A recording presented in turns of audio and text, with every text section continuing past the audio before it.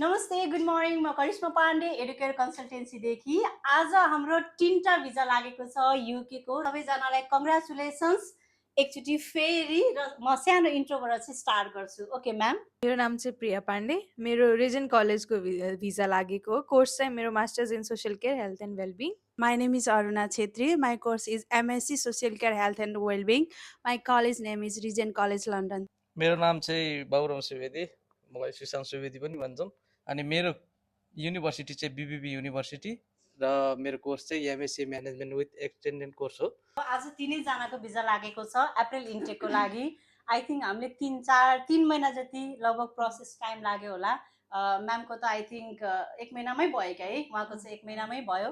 र कस्तो रह्यो एडुकेयरसँगको एक्सपिरियन्स, यो डकुमेन्टेसन प्रोसेसमा, इन्टरभ्यूमा समग्र एक्सपिरियन्स कस्तो रह्यो, सर्टमा मलाई भनिदिनुहोस् न म्याम। मेरो चाहिँ हामीले स्टार्टिङ जनवरीमा गरेको थियौँ अनि मार्चको फर्स्ट विकमा चाहिँ मेरो भिजा पनि आयो।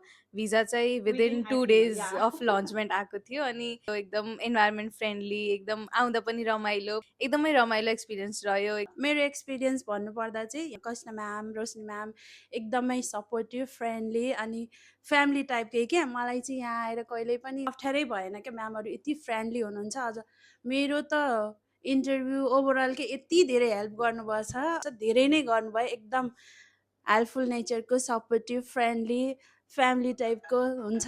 म सबैलाई यही रिकमेन्ड गर्छु। Thank you. अब मेरो ओभरअल एक्सपिरियन्स चाहिँ एडुकेयरसँग धेरै राम्रो पनि छ। म धेरै फ्रस्ट्रेसन भएर बसेको थिएँ अब एउटा कुरोले भन्नुपर्दा होइन।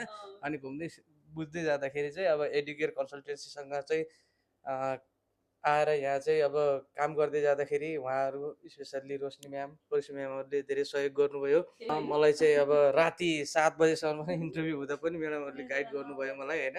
म चाहिँ एकदम धेरै इन्टरभ्यूमा चाहिँ के हुन्छ कस्तो हुन्छ भनेर डराइरहेको थिएँ, तर पनि मलाई इजी प्रोसेस भयो जस्तो लाग्यो होइन। त्यही भएर एकदम धेरै धेरै धन्यवाद दिन चाहन्छु एडुकेयर कन्सल्टेन्सीलाई। तपाईँहरू पनि कोही यस्तै अब फ्रस्ट्रेसनमा हुनुहुन्छ भने अब यहाँ चाहिँ आउनु होला, सजिलै म्यामहरूले हेल्प गर्नुहुन्छ। त्यही चाहिँ भन्न चाहन्छु। एकदम धेरै धेरै धन्यवाद भन्न चाहन्छु एडुकेयर कन्सल्टेन्सी टिमलाई। Thank you so much all of you. अनि वन्स अगेन कङ्ग्रेचुलेसन्स सबैजनालाई, 3जनालाई। युकेको पढाइ बसाइ एकदमै राम्रो रहोस् र thank you so much. Congratulations once again. Thank you, ma'am. Thank you, educator consultancy.